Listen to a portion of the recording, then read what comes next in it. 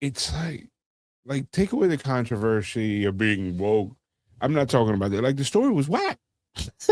Like, um, Yeah, we're just gonna start this shit live. That's why I said I'm mad that I liked it. Like I'm really pissed. he's tidy.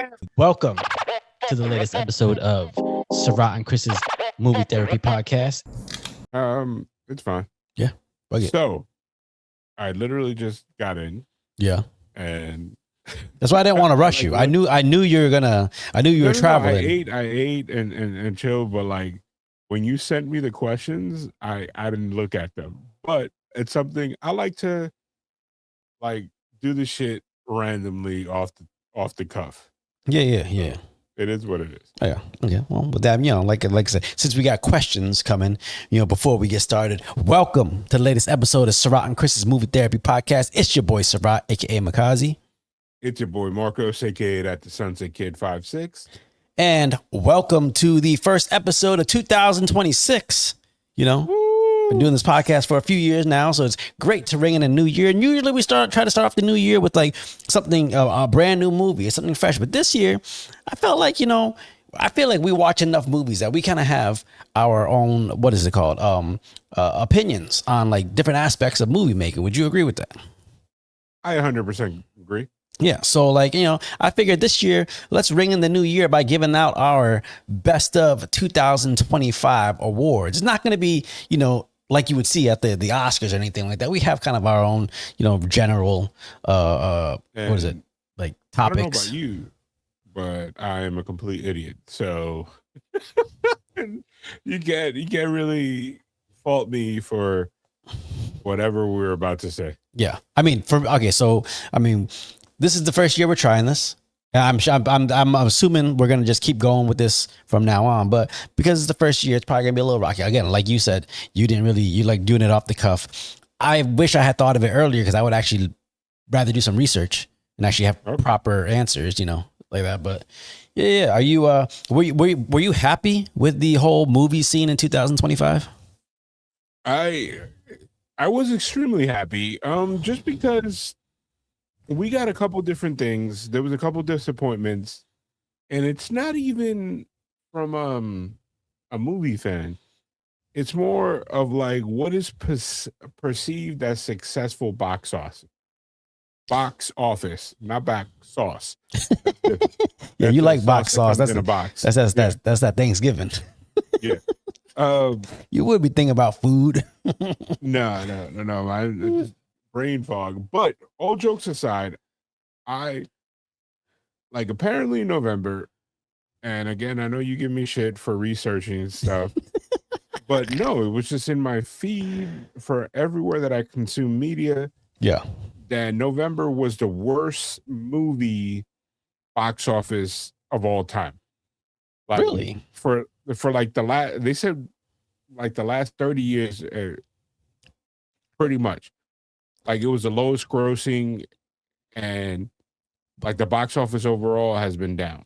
But now in November, did you movies? Yeah, but in November, around this time of year, I noticed like a big like influx of movies. I didn't feel like, maybe it just wasn't in the zeitgeist or whatever. I didn't feel like there was a lot of movies, on the horizon come November, December. Maybe because there was a few big ones out there, but like I didn't really get that whole thing because sometimes it's kind of like summer to me. Sometimes between November and the end of the year, you get like a big movie. Usually, you get like a big movie every week.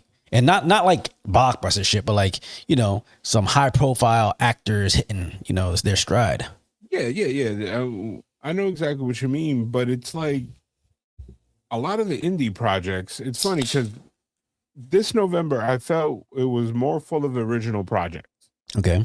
Than like rehashes and stuff. Like before I even go through this, let's look at the November releases. Just so I can have like a reference point, because this is something that it wasn't my point. I didn't make it. It was just something that people were talking about. Okay. Hold on, movie releases in 2025.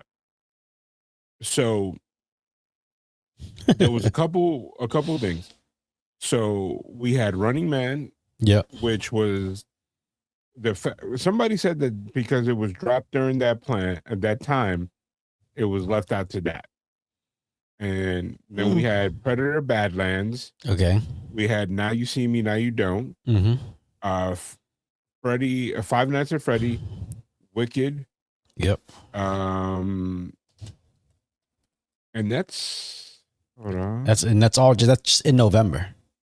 Those are the because now I'm looking at the release calendar, and a lot of this shit, a lot of it was streaming. I think most of the stuff that I mentioned was in theaters, but like there was nothing really out there. I mean, those are all again. Wicked obviously was a big tentpole. Like everybody's betting on that. They're saying that it didn't make money like the first one. Obviously, I don't know. Did you see it? No, I have not. So I didn't make it out to the theater. I made it out. I dropped for home release, and I was away for the holidays. Yeah, and I honestly become very selfish. I prefer watching movies in my personal home setup. Yeah. That's a shame. You're a movie guy. You're supposed to be a cinephile. You're supposed to be in theaters with the big screen and your popcorn. No, but it's like I missed it. And then once it drops for home, why am I going to waste my time? Because sometimes, and again, obviously within first 2 weeks of a movie, you still get that like audience participation. So, it's like going to a wrestling show. There's nothing like watching something with a group where, everybody has kind of the like emotions when it goes on. I get after the 2 weeks, if it drops at home, you're like, okay, I just want to see the movie. But sometimes technically, sometimes 6 weeks. Yeah, but sometimes seeing it on the big screen, it just feels it's way more immersive, man. Like, I get it. I get it. I saw Jujutsu Kaisen, which was not considered a movie, mm-hmm. In the theaters, and that was my last movie theater experience. You didn't 2025. You didn't watch Avatar 3? I did not make it yet. I know I was trying to facilitate us to go. Yeah. But holidays and all this shit hit up. I get it. Yeah, I'm gonna probably end up seeing it tomorrow. You gotta see it the biggest screen possible in 3D. Okay. It's one of those movies that like you just got like and again, this is why I like the movie theater. For some movies, it's an experience that you gotta see on the big screen. Oppenheimer, so like that, yeah. When I was away, I went to Vermont. It's like a ski town, mm-hmm. and I didn't ski this year because I've never skied. So I was too scared to roll down the mountain. Hey man, you know what? Snow tubing was fun. You look like that. Follow me on Instagram. I'll put up the picture of me snow tubing. That was fun. But you probably look like the abominable snowman in fucking Monsters Inc. Maybe, I don't know. I'll let our listeners and audience decide that for themselves. But I looked up, and in Vermont, there's not a lot of like the area of Vermont that we were in. Yeah. Was more of a snow mountain. It was near Okibo Mountain. Yeah. And I was like, let me watch Avatar while everybody's out. Like It was a slow day. And I looked it up. It was one theater that had 3 movies playing, and they only played like at 1 in the afternoon. And then after that, it was closed. Yeah, you probably would have. You probably would have had to drive all the way down to Burlington. You probably had to drive all the way down to Burlington to go see that movie. Yeah, that was the only place that had a big theater. But it was like, I was near Ludlow, and they were like, oh, we have this. I knew I was in trouble when it was called an art house. Oh, yeah. I love an art house theater. I love them. Some of my favorites. And, I called to get because, I Googled like a phone number. It had no website. That should have been issue number 1. Yeah. And then it had a recorded voicemail, and it was like, our showings for the day are as follows. I was like, that's like an old school, movie experience. Hey, you call to get the show times. Yeah. But I didn't end up going. I just said, you know what? It is 4 degrees outside. Yeah. I'm going to end up doing something else. And I ended up doing that. Okay. Well, considering our holidays were going crazy, why don't we get into our yearly awards? Obviously, first time. So in the next couple of years, whenever we do this, they'll probably change. More than likely going to change because I actually think our topics this year are kind of, just the normal. And I'd actually love to do a little more, unique movie therapy topics. I think we should jump around. I Yeah. know when you sent me the list, I think the first question that you asked should be the last one. No, I actually think number 8, the 8th question I asked you should be the last one. Okay. Because that's because we're not right now we're talking about 2025, and that question is pertaining to the coming year. So, okay, yeah. So you go ahead, hands down. pick one. Let's just jump in. Yeah, you pick the first one. Best male performance. All right, for me, Michael B. Jordan, Sinners. That's me, hands down. I'm gonna have to agree with you. I'm gonna have to agree. Okay. With you. Why? And you know what? Why is that your favorite male performance of the year? I got this thing for Michael B. Jordan. Not in a weird way. You and every black woman out there. No, it's like when I saw him on The Wire, the one season that I watched, I was like, man, this kid is annoying. Yeah. Then I saw him in what is it? Friday Night Lights. I was like, he's even more annoying. And then I saw him in his first collaboration, in the Fruitville Station. I was like, oh, this kid can act. Yeah. And then I saw him in a couple other movies. He did a couple of movies with Miles Teller. Yep. And I forgot his name. The dude from High School Musical. Zac Efron? Yeah, Zac Efron. And they dropped what was low-key one of my favorite movies. It's like a rom-com for dudes. Which one? And why do I feel like I know it? Really good. I feel like I know the name of it. Yeah. It's hold on, I'm gonna pull it up. And Miles Teller and Michael B. Jordan. So it was the awkward moment from 2020. No, sorry. Okay. 2014. Yeah. It was a good movie because it was like a young cast. Everybody in it was really good.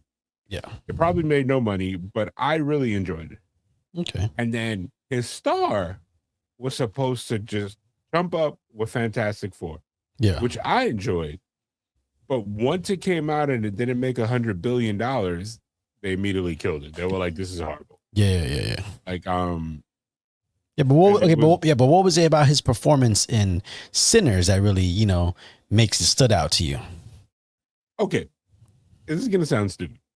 So the only movie reference of the same guy playing twins that I have is Double Impact. I was about to use the same one. I was about to use the same one. And Jean-Claude Van Damme did not differentiate the role. Yeah. I felt like he delivered certain lines as the opposite twin when he was playing the other one. Yeah. Okay. Like, I'll agree to that. Wooden. Yeah. And so when I saw, because I went into Sinners blind, I avoided, the commercials and everything. It was one of those few times that I go, hey, let's check this movie out. Michael B. Jordan. It's a horror movie. I just saw that it was vampires. I didn't realize he was playing twin. Yeah. And when I go in, I immediately go, I was fully expecting a Van Damme extraordinary role. Yeah. But honestly, if I did not know who Michael B. Jordan was and I just saw the movie, yeah, I would assume it was two different dudes. Yeah. The way he played it, the emotional arc that both of them had, the bond, it was good. Yeah. It was so good. I'll agree with you. I think his performance portraying two different characters, like he differentiated these characters. They've felt like two wholly different characters and two different performances. So I really like that because obviously, you're keeping in mind your performance for one person and trying to, also do this other one that's similar but not. And like it really felt like two real people, which is why I thought it was extraordinary. It kind of reminded me of The Social Network. When they just put they did the face mapping on Army Hammer. With Army Hammer? Yeah. And but with that, that one, you got kind of a sense of like one's a little more reserved, one's a little more off the cuff. And like, this is what I got in Sinners too. I thought it was really, but in Sinners, he was tasked with like holding up the movie. And I thought he did a fucking brilliant job doing that. So yeah. Yeah. And like, honestly, he could have easily fell in the background with the rest of the cast. Mm-hmm. Because there was like, I felt like everybody was trying to like eat the scenery and be really good in the movie. Yeah. And he stood out to the best for me. Yeah. And okay. All right. That's it. I'll agree with that. All right. So since you picked best male performance, I'm gonna my next topic or my next the award that we should give out is best female performance. okay. Okay. Now for me, I think my favorite female performance of the year, and it sucks because we didn't cover this on the pod, but from Avatar 3, Ono Chaplin playing Varang, because it captured like it. You ever see a movie where something it's a character that you just keep an eye, kind of like the Joker in Batman. Like it's a Batman movie, but you just can't keep your eyes off the Joker. And whenever she's on screen in Avatar 3, I can't keep my eyes off her. She's good. It's fucking awesome. Like I hope if they go with more Avatar movies, I hope she's a central character in it because it's fantastic. That girl is. Well, hopefully it's making money. I haven't even checked. Oh, it just crossed the bill. Okay. So then, damn, James Cameron never misses. I guess Dude. we are getting part 4. $4 billion movies in a row. Yeah. Crazy. I mean, so I'm kind of torn. Okay. Technically. Mm-hmm. And I looked this up. Like this is something that I did look up. I looked up the first 2 things, but the first one was kind of like a slam dunk no brainer with Michael B. Jordan. But then the female best actress, Yeah. I needed clarification. What qualifies? Okay. Technically, Wicked Part 1 qualified. No. It wasn't released this year. It Okay. wasn't released All right, this year. I'll give you that. Yeah. All right. So then it has to be Demi Moore in The Substance. Have you seen that movie? No, I haven't, but everybody tells me It's to. insane. Yeah. It's body morphia Body horror. dysmorphia? Body dysmorphia? Dysmorphia Yeah. horror. And it's fucking creepy. Yeah. And like she came out of nowhere. Like I didn't even know she was still acting. Yeah. Like, and this no disrespect to her. I have not been her target audience. Yeah. For Since whatever she's Striptease? released. Not even then. Listen, Even that movie. I was her target audience with Striptease. Listen. I actually preferred her in G.I. Jane. Yeah, you would. Not I could see her in the ring. She could do that character. Yeah. Anyway, it was really good. You should check it out. There is one female performance that I wish I had seen the movie because I think it might have got my favorite one, but it's was The Last Showgirl with Pamela Anderson. Pam Anderson. I keep hearing good things about it. Again, Yeah. completely missed the boat on that one. I've seen it. I'm almost certain my wife has watched it. Yeah. Like But I that's one that I was very interested in. I never caught it. And so I want to go back and actually catch that. But yeah, I mean, I don't know. I don't know if Ono Chaplin and Varang is like recency bias because that is the last big movie I saw.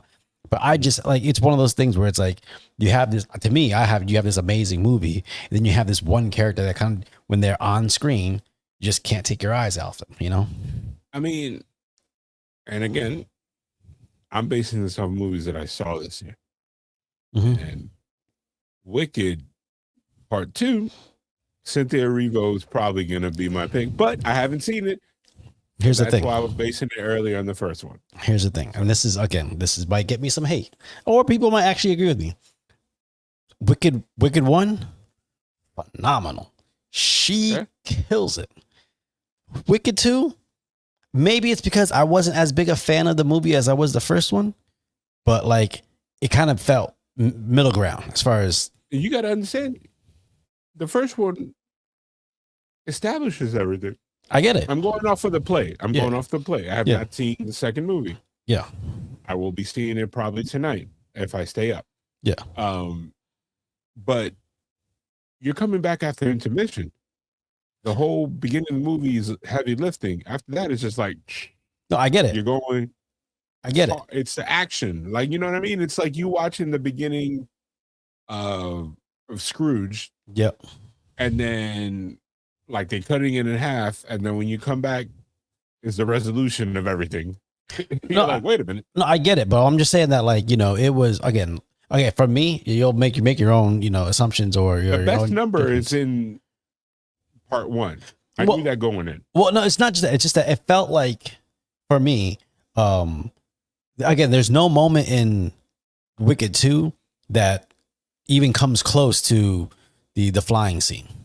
Like the way it builds to that moment and the song, everything, like it's such a nice crescendo that like just nothing here kind of like matches up to it. And part one had a lot of like group numbers. So to Yep. me, like that made the movie feel grand, where a lot of this movie is way more intimate. And so it didn't feel, it felt smaller in a sense. Hey, this is why this podcast works. We either agree, sometimes we don't. Yeah. But you know, I'll let you know. And in a future episode, once I see it, I'm gonna be like, hey, you know what? You're right. Yeah. Okay. I- The funniest movie moment. I'm gonna let you go first on that. All right. My funniest movie moment of the year. It's real small. It's very small. Okay. And it's weird because like to me, my funniest movie moment of the year is probably every time Bad Bunny kept asking if he wanted breadsticks. Oh. And that big, I don't know why. Oh, would you like some breadsticks? It's so funny to me. I don't know. I It's, love Bad Bunny, and I love him too. no, but it's like okay, it's humor like that in a movie adds so much character to a character that like it's, you know, again, it's not Bad Bunny didn't step out of character in order to make that joke. Yep. It's well within line with the story. It adds this little moment of levity that makes you just go, it makes you just go, oh yeah, like I can laugh in this moment. It's not one of those things like a Will Ferrell where, I'm sorry, but sometimes he just steps out of character to make a joke. Yep. You know, and it's I know. and sometimes I don't like that, but like that was a great example of a person being in character, making a joke that's topical, and it's just funny as hell. I don't know. Maybe I got a dad sense of humor. I don't know. How about you? You get a dad. I honestly think is hilarious. It's a tie for two. Okay. One is intentionally funny, Yeah. and outside of the crude humor, I just thought it was a throwback and a tribute to the originator. It was Naked Gun, Okay. when him and Pam Anderson are prepping a meal, and the dude is in the binoculars, like looking in, Yeah. and he's seeing what he thinks are sexual acts, and it's just them like talking in the kitchen with different things, Okay. and it's like one of the funniest things in the world. Huh. So that was deliberately funny. That was supposed to be slapstick, Yeah. like 90s, late 80s comedy. That it's like your mind goes somewhere, but it's actually a very innocent scene. Yeah. Like, you know what I mean? It's like a wink, wink, nudge, nudge. Yeah. So, okay, let me ask you a question. With these awards, are we basing this off movies that were released in 2026 or movies that 2025 2025. or movies that we watched this past year? Naked Gun came out in 2025. No, I get it. I'm just asking you. I'm asking you right now. Do you like as far Well, as you took away Wicked, so yes, I'm gonna say that released in 2025. no, but didn't Wicked 1 come out last year? Like 2024? I mean, I think we watched it in 2000. Technically, I think we watched it in 2024. maybe. Yeah, Maybe. I believe so. I believe we did.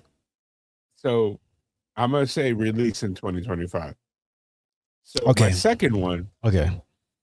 it's like a lot of people thought it was corny, Okay. but it made me laugh so hard when I saw it in the theater, and even when I rewatched it at home. Was the Superman scene when Which one? Crypto bites Lex Luthor, and he's like, come on. I know you did not like that scene. Bro. That shit still makes me laugh. Man, listen, see, Because I remember and you that's saying it. it That took the seriously, it took the seriousness out of the scene, and I know yeah, it's the Will Ferrell scene, yeah. kind of in situation that you don't like. Yeah, yeah, it's one of those things where it's like it pulls you out of the movie to make sure. Yeah, I can't agree with you on that. That's actually what probably that's probably my most hated part of that movie. I do not. Oh. The reason why I asked if it was based off of movies we watched this year or movies that were released this year, because there is one moment that I think you'll agree with me that might take the cake for funniest movie moment this year for us, for the pod, Okay. and that is he's Chinese. Yes. Yes. Like, what I showed it to somebody, and they were dying. And like I told them the prep, they didn't I even showed them a clip from our pod. Yeah. I was just like, yo, just watch this scene. The one that I cut it from, Yeah. that I sent you guys, Mm-hmm. and they were like, what the fuck was that? Yeah. And I was like, I don't know. Yeah. Yeah. It just, I don't know. I don't know what that was. I don't know why. Yeah. Man, I don't know who thought that was a good idea. But again, if we were doing movies that were just that we watched this year, I think that might by far be the funniest moment, just because it took us, especially all of us, it took us all so off guard. Like unintentional. And we didn't even expect it. That should be a top. That should be the topic next year. Not necessarily funniest moment, but maybe the unintentionally funniest moment you've ever seen in a movie, or that we saw in the movie that year. You know? Yeah. Okay. So So if that's okay. So the next award we're gonna give out is, what was the biggest surprise film that you saw this year? By surprise, I mean like the movie you didn't expect anything from and completely knocked you out of the park, or whatever. I didn't realize how good Weapons was gonna be. Okay. I thought it was gonna be scary, like kid demons or something. Yeah. But that brought me in like that mentality. But then I was like, holy shit, this movie's really good. Yeah. Like it's not a really good horror movie, just that. It's like it's a really good put together movie. Yeah. I might have to agree with you on that.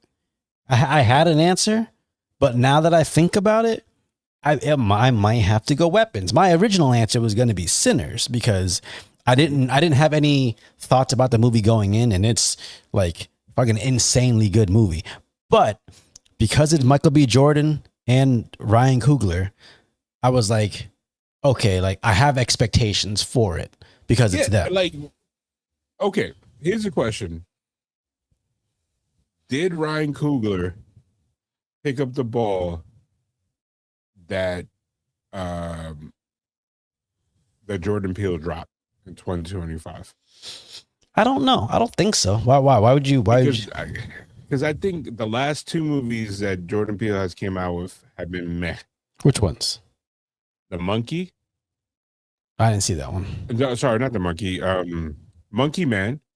But he just produced that. He didn't direct But it. they blasted his name on it. Well, yeah, because he's a producer on it, and that's basically to try to help sell the movie. But he didn't. That's Dev Dev Patel. So whatever he attached to, Okay. he's attached his name to. Yeah. I think it's been more of a cash grab the last two films. Yeah. Than Well, like with that, and then what? Him? The other one's him. Yes, I haven't seen him, but I've seen people decimated so much that I'm leery to watch it. I was so happy. I might want to cover that simply because of that, because I saw so many people give so much shit to it. And Marlon Wayans, I'm rooting for this dude. Yeah. I know he's controversial on the internet and his whole Diddy defense anti-50 thing. Take that, like, I just like the fact that this man has quietly had a career for the last 4 decades. Well, for me, it's like the one thing I've always known about Marlon is that dude can act. Like just dramatic act. And he rarely gets the opportunity. So when he gets to flex his muscles, I'm like, I'm rooting for that. So I want to see him become somebody that gets those, those Lawrence Fishburne and Denzel Washington type roles where it's like, hey, you don't need to be funny here. Go be you, because we know you got range. You know, but the thing is, there's a big difference between attaching. You know, Jordan Peele, I think in those instances, attached his name to projects. So he didn't direct any of those. direct Monkey Man. No, I think Dev Patel did. The kid that stars in it. Yeah, Because I mean, that's also Zuko from The Last Airbender. Yeah. But like, no, I think he attached his name to these things because he just believed in the story. He believed in the movie. But I think there's a big difference between that and then directing it yourself. You know? Yeah. Because like Ryan Coogler, you know, directed Sinners, amazing. Yep. But you know, Ironheart,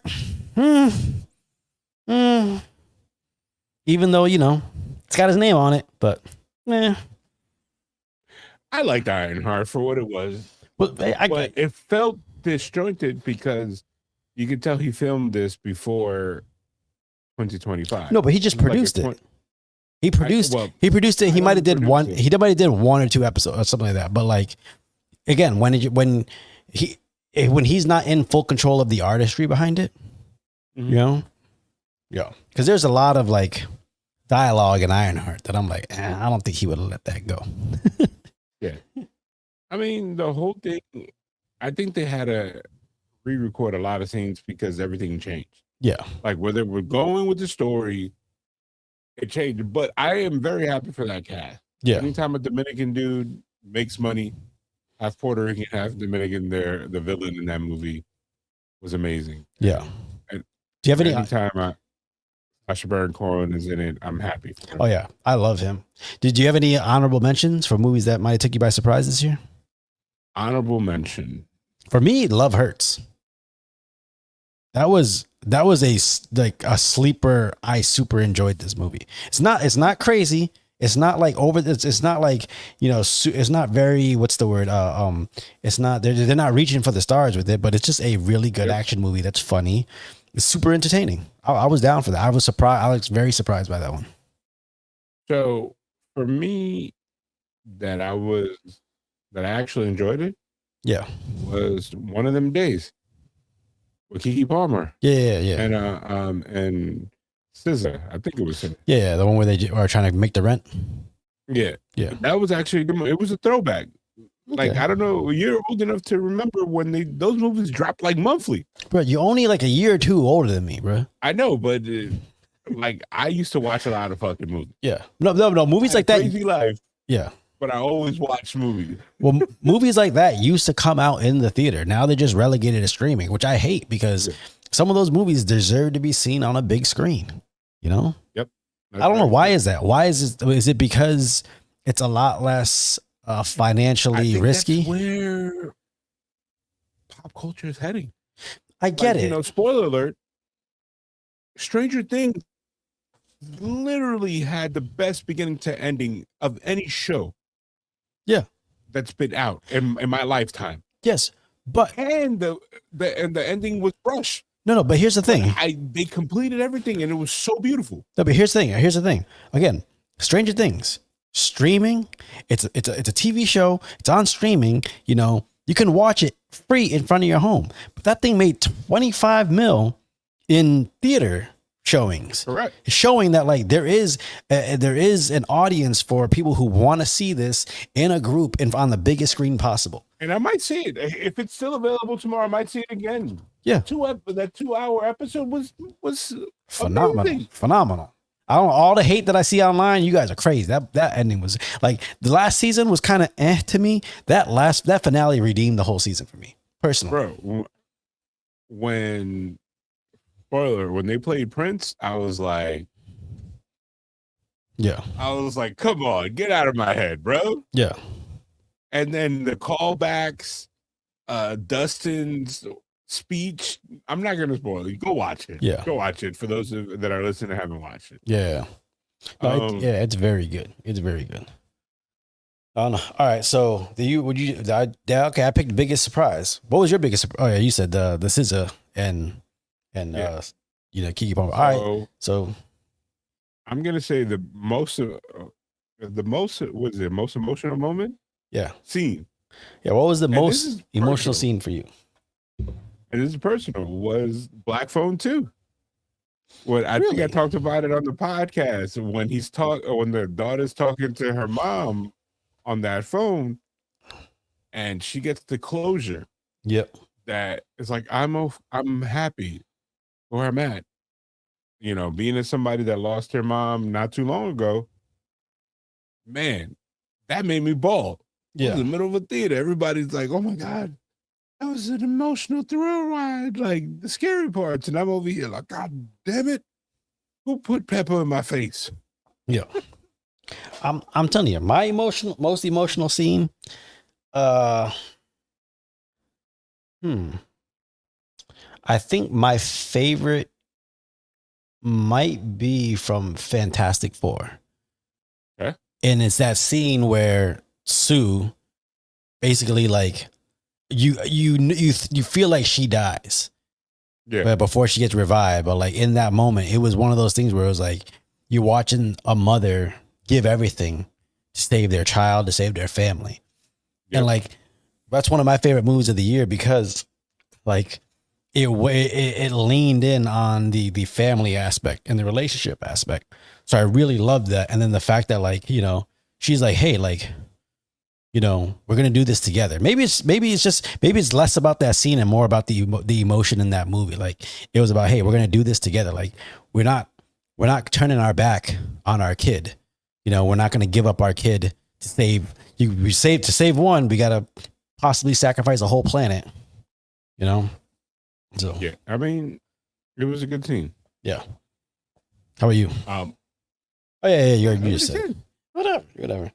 Oh no, there was a lot. Like again, like I wish I had more time to sit down and look at like some of the movies we watched this year because there were a couple movies that like really moments like in Thunderbolts Okay. where fucking When they hugged them, no when fucking Yelena and Red Guardian are having that conversation.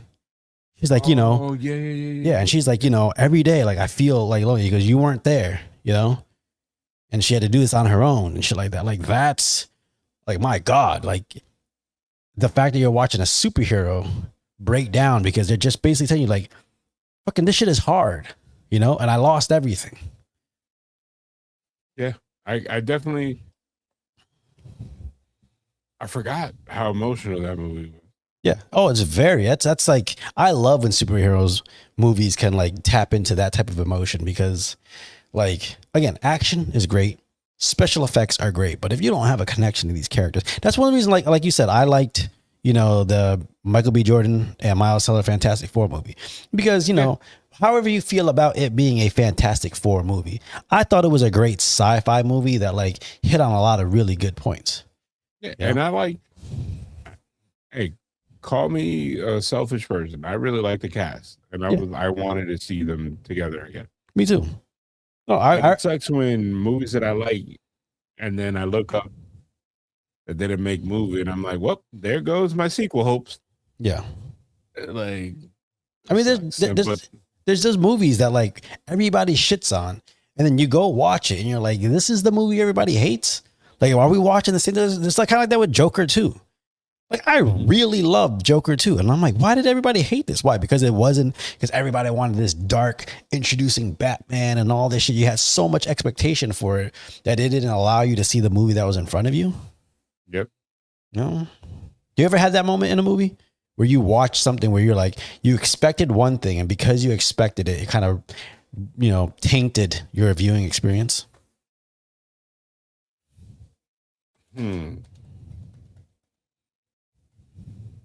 American Me? This guy. No, I want to say it was the last X-Men movie, the Dark Phoenix, the last one that the Oh, the one with. So that was the Last Stand. Yeah. No, Yeah. Last Stand. No. No. Dark Phoenix was No. because Apocalypse was it Dark Phoenix or was it Apocalypse? It was Dark Phoenix. Okay. Like, Did I even watch that one? Fuck. I don't remember if I've even seen that one. like I was so mad that Fox was putting this movie out to die after they just announced that they got sold Yeah. Disney. And like, it wasn't even about the movie. It was the fact that I know that whatever that they built on Mm-hmm. or teased will never come to fruition. Okay. And that kind of was my thinking when we saw If you say Sisu, Craven. okay. Let's say if you said Sisu, I'm Like- like, man, we're leaving that in 2025. This guy. Yeah. With Craven. Yeah. I love Aaron Taylor Johnson. Mm-hmm. And But I was like, man, like I went in there, like I tricked myself. I was like, I went in there like, man, this is gonna be dope. And I liked the movie. Yeah, me It was too. wonky a little bit, Yeah. but then I knew that as much as I like it, it did not matter. This movie was gonna tank just because people willed it to Yeah. tank. Yeah. You know what movie I felt that way about? And again, it's weird because I feel like it's all comic book movies, but the New Mutants, Mhm. I love that movie about some kids in the It's a fucking valid asylum trying to like, deal with it. Man, that was way better than I thought it was going to be. I was like, man, why did everybody hate this movie? It was so good. It was because when you make something on existing IP, people have a ravenous love for it. Yeah. That if it did not remotely resemble what they expected, Mhm. the majority opinion is going to overshadow individual things. Yeah. Oh yeah, I get that. Yeah. People, again, it's almost like wrestling. People will armchair book the movie. And like, oh, you didn't make the movie I wanted to see. So that automatically makes it bad. And again, Joker too. It's like everybody wanted something and you decided, hey, no, we're going to try something different. And because people are so, biased, it just taints their whole viewing experience. They're like, no, this was terrible because you didn't do this or you didn't do that. I'm like, no, but watch it. Watch the story they're telling and, base it on the merits of this story and whether you liked it, the story itself. Mhm. Because I mean, to me, again, like Joker 2, that the whole musical aspect of it was super inspired, It was, but I liked it. Yeah. I remember when you wanted us to review it, I was like, here we go. Mm-hmm. But I liked it. Was it a Joker movie? Not really. But was it a good movie? Yeah. But here's the thing. But it subverted people's expectation based on what they got in the previous. Yeah. I did not expect a Batman. I expected more of a complete character explanation of our main character, Yeah. or at least building upon. Yeah. And it didn't. It was more of a case study of somebody that was mentally ill Mhm. and somebody that took advantage of it. Yeah. In Lady Gaga's character, Yeah. Harley Quinn. Again, have you read The Riddler Year One? The one that Paul Dano wrote? Yeah, I started it. Have not finished it. It's the one I know. It's supposed to be the companion to the Batman. Yeah. So to me, that's what the Joker 2 movie felt like. It felt like a graphic novel about the Joker. So to me, it felt like a Joker movie, but it's like, what if you had a Joker movie that like, wasn't about Batman, wasn't about Gotham? Like this is in his life, his mind. Like I love that fucking take of it. And I thought it was, if you take it at face value, yeah.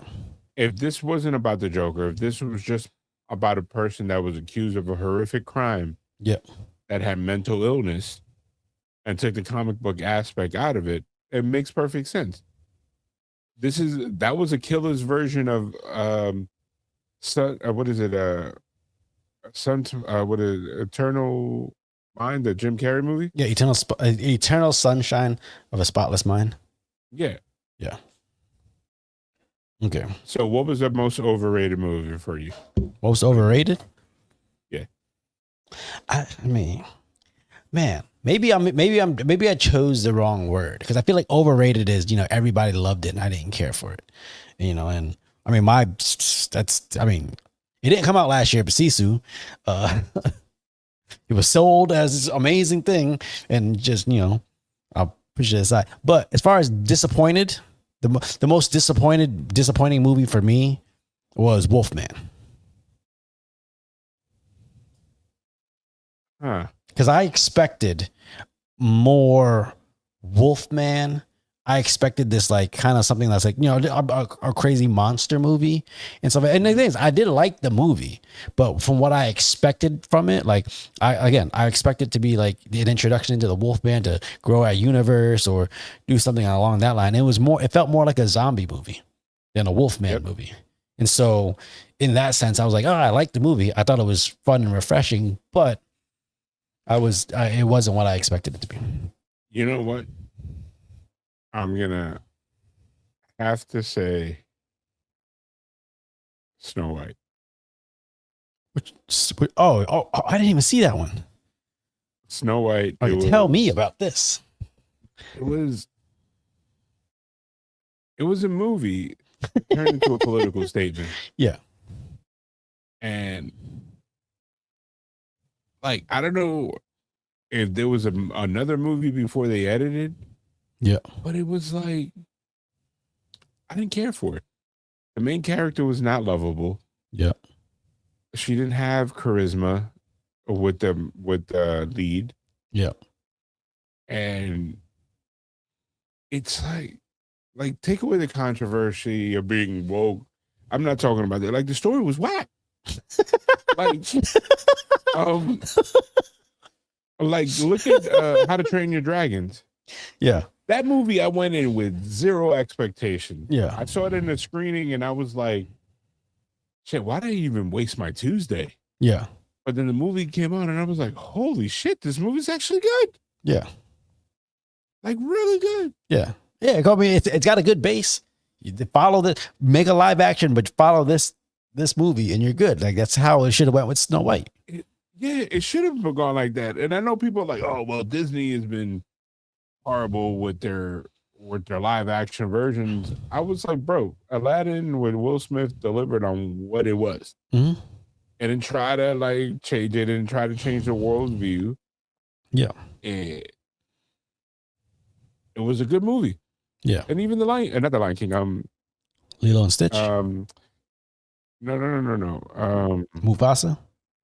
Little Mermaid was good. I don't know why people hated it the same way that they hated Snow White or those political, geographical issues that they had with it.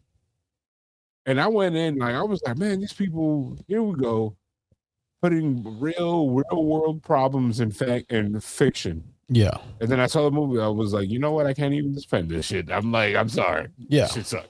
But I hate when I get, trying to get a message across through your art and your movie. Yep. But like when you're again, like some humor, when you're shoehorning a message into a movie, kind of like fucking the end of what is it? Fucking Wonder Woman. What is it, Wonder Woman 2? Yeah. The one she's do you mean tell me the ending of a Wonder Woman, her sitting on the floor giving a speech? I was just like, come on. Like, it's one of those things where it's like, if it gets in the way of the story, if it doesn't add anything to it, like you don't need it. You can get the message across, but just keep it within the realm of the story. I don't know. Yeah, it's like you could write it in better. And like my thing is like, you had Gal Gadot. Yeah. In Snow White. And for the love of her, she acted as best as she could. Mm-hmm. But the lead, like, that girl's good. I like her. She was in the what is it? Hunger Games? Like catchy songs of fire and whatever. Yeah, I liked her. I liked her in there. Like, I don't know. That movie was not good. And then the Seven Dwarfs should have been done regular. Yeah. Like I get the CGI, but it's like, bro, just give us practical cool effects. Well, no, but they did it for a reason, because of all the flack they were catching from what's his face, Peter Dinklage. Yeah. So it's like, again, political stuff. Like, you're trying to be politically correct, and in turn, you just, you first of all, you upset that community, one, and then two, it's like, it feels like the decisions that were made by a boardroom and not someone trying to tell a great story. Yeah. You know? Yeah, I get it. I'm gonna have to see that Snow White one. I remember. I missed It's one that. of those, I think we should add a new category for next year. What's that? Movies that came and went. And you're Okay. like, oh shit, that did come out this year. Okay, yeah, because that's like kind of like Lilo and Stitch. Yeah, I completely forgot. Yeah. This again. Do you think because of streaming and all that, like so many movies come out now? Like again, before they came out in theaters, they were out there for like 6-7 months, then they fucking came out on videotape. Now you got 2-3 movies releasing in the theater, plus another 8 or 9 releasing on streaming, plus TV shows releasing at the same time. There's so much content. Like There's so much content, but as a fan, I keep an eye on stuff that I wanted. okay, Like Demon Slayer, they're day one. Yeah. Chainsaw Man, they're day one. The Accountant 2, another movie that I might not see the third. Yeah. Because it was considered a box office disappointment. Yeah. And I really enjoyed it. Yeah, but I mean that's the thing. It's like it's because there's so much content out. I get why a studio doesn't invest in middle tier movies because they're like, hey, these movies cost a lot of money to make. If you're telling me that I can't make my money back on it, why would I do it? Like just from a business sense, I know you want to see this movie, but it lost. You guys didn't go see the last one. Why would I make another one? And it's like we're living in a good time. Yeah, Where a lot of movies in the last 20 years have gotten sequels that in the 80s and 90s would have just died. Yeah. You know how many good movies I've seen in the 80s that didn't get sequels? And I'm like, what the hell? They just stopped the story there? Well, give me one. Okay. One of them was, shit. Of course, you're going to put me on the spot. Oh, what about 80s, 90s? Vampires. Which one? They gave us 2 straight to DVD Okay, sequels. yeah. Okay. Dracula 2000. Yeah. Gave us shitty sequels. Yeah. What was that other one? The one with Luke Evans, the Dracula movie? Yeah, that Dracula, one. Dracula Untold. Yeah. Yeah. Yeah. It's like there's so many movies like I felt like I forgot the name of the movie, but I watched it recently. It was just on TV and I just left it on. Yeah. It was about a dude that met this girl at a diner somewhere, Mm-hmm. and he liked her. And then it turns out that she's part of like a family, the vampires that travel, and they like use a spray painted like car or van. Yeah. It's like the Forsaken, I think. I mean, I've heard of that. Yeah. Yeah, Yeah. that movie was pretty good, and then it went nowhere. Yeah. All right. Before we get into our movie of the year, I got another category. What about Okay. movie you're sad you missed? On first viewing, Yes. Or you're sad you missed it in theaters. I'll give you mine, Yeah. and it's because and it's a very practical reason. It's because I'm not caught up. But Mission Impossible, like I feel like those movies, because of Tom, he's such an amazing, like he puts it all out there. I want to see that on the biggest screen possible. But because I'm not caught up on the series, I bypass it, and I'm just like, man, like I might not get a chance to see that in IMAX, And he does, I feel like he puts so much effort into it that I want to give him that credit of being like, hey, I saw this on the fucking big screen. yep. I'm trying to see. I had a list of movies.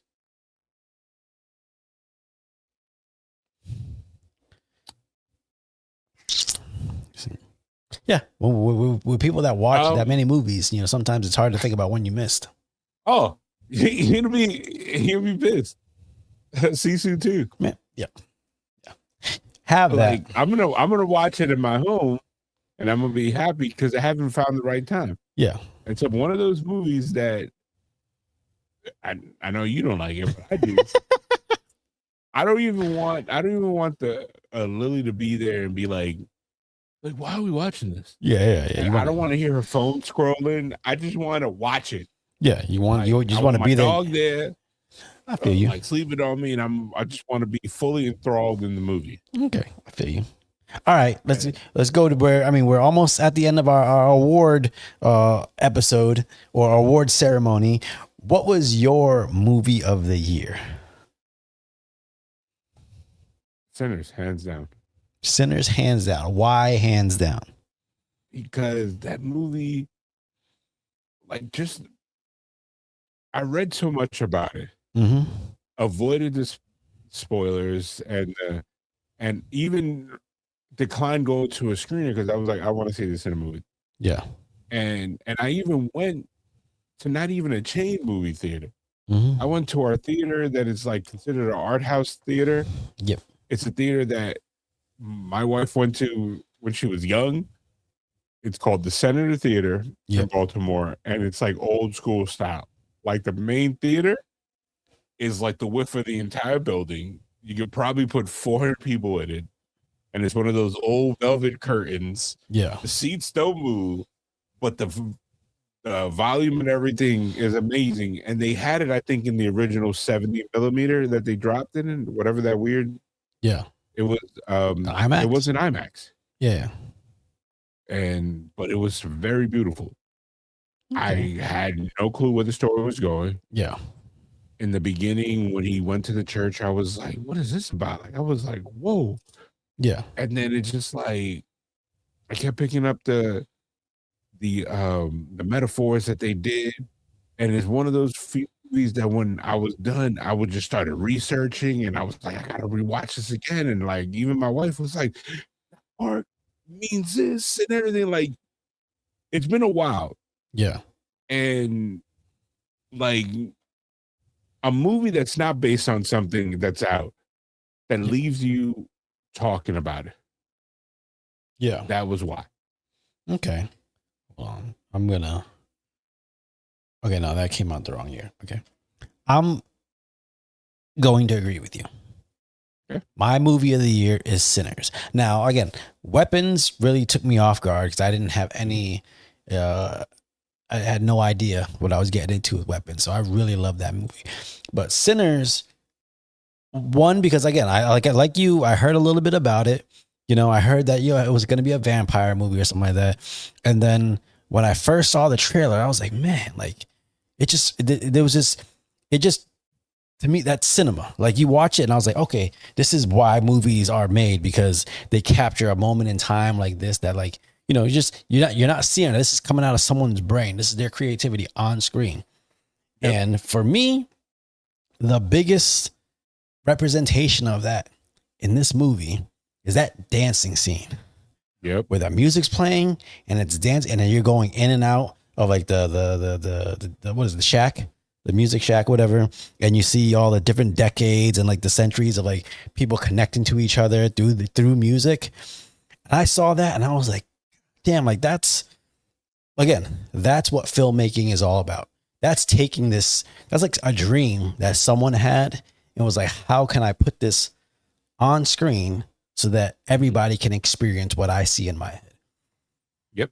Like that to me, that scene alone is magnificent filmmaking. Now, that's right up there. Superman is right up there for me. But it wasn't the movie of the year for me because it was more of like I could breathe easy. Yeah. Because I was nervous that I was going to enjoy the movie. Mm-hmm.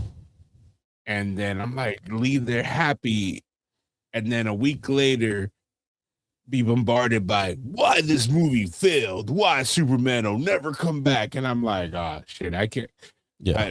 I don't think I'm old enough to go through another reboot. Yeah. Another, like, it being shelved for 15 years. And then it's like, yeah. Like, you know what I mean? I want to be young enough to enjoy it. Yeah. Like it's fun watching, like, my father-in-law. Like I took him to see Superman, and I took him to see Thunderbolts,